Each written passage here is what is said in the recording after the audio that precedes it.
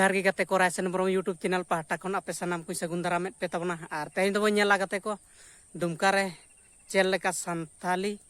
आबो नोआ ऑल चिकी लिपि चेल लेका को सपोर्टिया और नोआ रे उनको को दबी का जे बांगा संथाली चिकीते जहाँ तिना रेलवे स्टेशन ब्लॉक करे और नौका स्कूल करे और जहाँ तिना सरकारी अस्पताल करे ओना करे हों गोटा गे जे ऑल चिकी लिपिते ओलोग मा मेंटेन और प्रथम राजभाषा संथाली पार्सी नाम माय ओना इदी काते तेहेñ ओंडे दुपुरुब को दोहलेआ और नोय पे नेल के गेताबोना ओना इदी काते तेहेñ को ओना को गालोज गोटा किया और नोआ को ठौका का मेंटेन ऑल चिकी लागू करो, ऑल चिकी लागू करो, ऑल चिकी दो कया, ऑल चिकी दो कया केजी खुना पीजी हबी संथाली रिया ऑलचिकी लिपि ते पढ़ाव एतोबो मा झारखंड पनत रे संथाली भाषा ओइनो राजभाषा लेकाते उछनो मा संथाल प्रकार रिया जहां तिना गे संथाल बहुल क्षेत्र मेना का उना कुरिया जहां ऑफिस कॉलेज सरकारी दफ्तर साउते स्टेशन कुरिया न्यूतुम ऑलचिकी लिपि ते ओलोगो मा नुवा दबी इदी काते जे दुमका रिया मसलिया प्रखंड रे मेना का रंगातु रे मेटांग मारांग दुपुर होइना दुमका रे नितो ऑल चिकी ते पढ़ाव हुयु मा ओना खातिर ते दुपुरुब को दोहो लेआ और नोआ वीडियो तलाते पे नेल के गेताबोना गाते को चेल लेका उनको को लई के जे बांगा केजी खन पीजी हबी ऑल चिकी ते पढ़ाव हुयु मा और ओना लागू मा ओना खातिर ते नुकु ओडे दुपुरुब को दोहो लेआ नो वीडियो क्लिप पे नेल के गेताबोना गाते को और आपे जतो को पे बुझाव दाड़ा कान ताबोन गया जे बांगा दुमका रहो नितो चेल लेका अब ऑल चिकी को सपोर्ट ए ताबोना और उनको जहां विरोधी को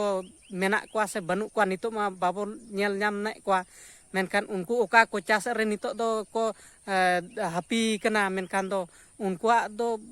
नितो दो चेन हो बांग चला गाते को विरुद्ध होचवा को पे और विरुद्ध लगिन दो नितो दो हेज हो बाको हजुआ चेदा से नितो को उयहरिया नितो ऑल चिकी सपोर्ट लगिन तीनंग हर को उडुको कना जुदी नितो ओना तलारे विरुद्ध लगिन को उडुकोआ मेनखान पाहिल को सिदो कान हो चाँद भाइरल का हुल दोढ़ा एहबोआ ऑल चिकी हुल तो सनाम गाते को पे नेलेत गेताबोना चेल लेका नितो ऑल चिकी इदी काते गोटा दुनिया गे दुपुरुब हुयुक कना और नोका रिली आको एमान आको मेनखान दो ऑल चिकी दो नितो जहाँ गुरु गंके तिकिना कुकमु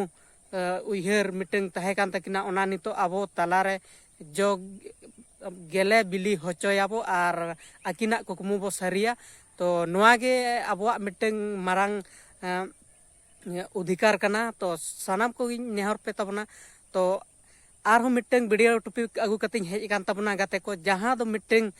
सुंदर मोहन गंके तिकिन जहां मिटंग फिल्म किन बनाव ले तहन नोआ विरुद्ध लाहारे जहां मिटंग आकिन ना ऑल चिकी इदी काते फिल्म बनाव ना मिटंग आशा तहे कान तिकना तो ओना वीडियो तेहन किन रिलीज उतर का और ओना वीडियो बनाव हुई उतर कना तो लातार रे डिस्क्रिप्शन रे लिंक मेना ओडे खन पे नेल दाड़ा तबना तो ओना वीडियो रना लिंक कई से ओना वीडियो जहां किन बनाव का ओना कई नेल ñok तबन पे मा नोआ वीडियो इने परे तायम तबो मांग सेट बो गालमाराव चले को चिकन चिंतेदा जामा नोका बम चिंते उयहरियन उनी बोंगा मनिया कथा जहां नोती सब करते ओसी की चढ़ा दिन था अरे मेता दिन था ओसी की तो होड़ा तो ना मेट कना नोर खेलवाड़ को उपरुम कना नोआ दो अरे नपाई ते जोगा जोतन मेनखान चिक गंते तेहनी ओसी की उचन कते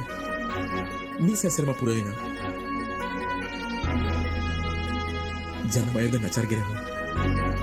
उन्हीं के हरा बूढ़ हुआ जना मोल दो निधन रहे हो उन्हें थे क्या अकेला मेनखान चिता चुन आबोरन किसी गन बोया बुइन को आबोरन खेरवाड़ को गए नो ओलची की पको कुसिया ना ओलची को विरोध या ओलची की मुर्दाबाद को मिले मेनखान गया मेन तो ओलची की नो धरती ना जतो तो सरस चिकी गना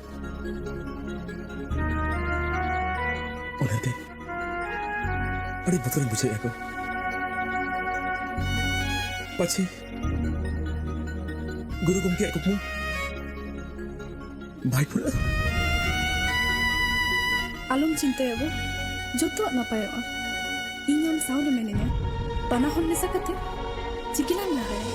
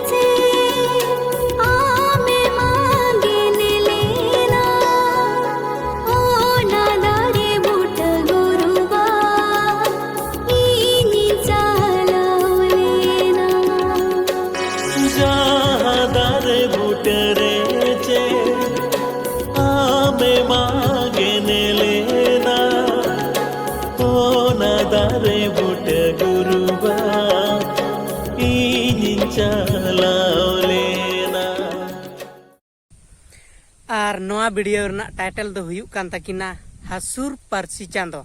तो वीडियो अड़ी भागी हुई कना नेल ताबन पे नोंका बुझे कना गाते को जखन आलिन नवा वीडियो लिन नेल किया जे नुना माने हड़मो रे निजरा ललो मायम हेडेज राकाब गदो लेकान सेरेñ आपे हो जुदी नवा वीडियो मिद पे नेला मेनकान आपे हो मने रे नुना ग्रोप पे आइकवा नुना ये पे बुझेवा दुख काहिस से नुना मिटंग हड़मो रे हड़मो दूर दूर लेकान सेरेñ तो गाते को मिधा आपे हो नवा सेरेñ नेल ताबन पे इने परे आपे पे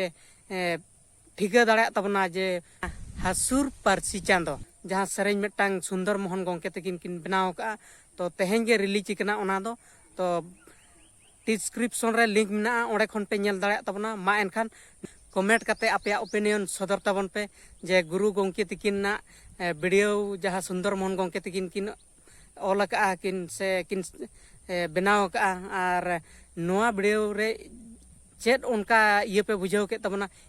इन जखन नवा वीडियो पहिलु नेल के इन नोंकाኝ मने गद के जे गुरु गंके तकिन दो आबो तला रेगे मेना किना और हड़मो मायांग हेडेजो लेकान वीडियो मेनकान नवा वीडियो जहां नेला मेनकान अडिगान अडि गहिर कथाय उयहरा गाते को और नोंका दुख साला मिटंग हड़मो रे अडि गर्व बुझा तो मा एनखान तो नवा वीडियो नेल काते चेलका पे बुझाव के तबना कमेंट काते लई सदर ताबन पे जतो हड़गे और नवा वीडियो शेयर ताबन पे ताकि आबो नवा जहां तिना ऑल चिकी सपोर्टर को मेना को ताबना उनको को जतो हड़ को नामा और नवा रना जहां लका मिटंग उयहर भावना इदी काते किन बनाव का सुंदर मोहन गंके तकिन तो एनखान जतो हड़ नवा रना कटी नवा रना गुरु गंके इदी काते जतोआ मिटंग को हड़मो रे मिटंग अंतर रे को बुझाव नामा जे बांगा गुरु गंके तकिन दो सारीगे नितो आबो तला रेगे मेना किन लेकान वीडियो मा एनखान जास्ती बांग बिलोम कते गाते को तेहेñा वीडियो दो नोडे गिन मुचाद का मा एनखान सनाम कोगे जोहार।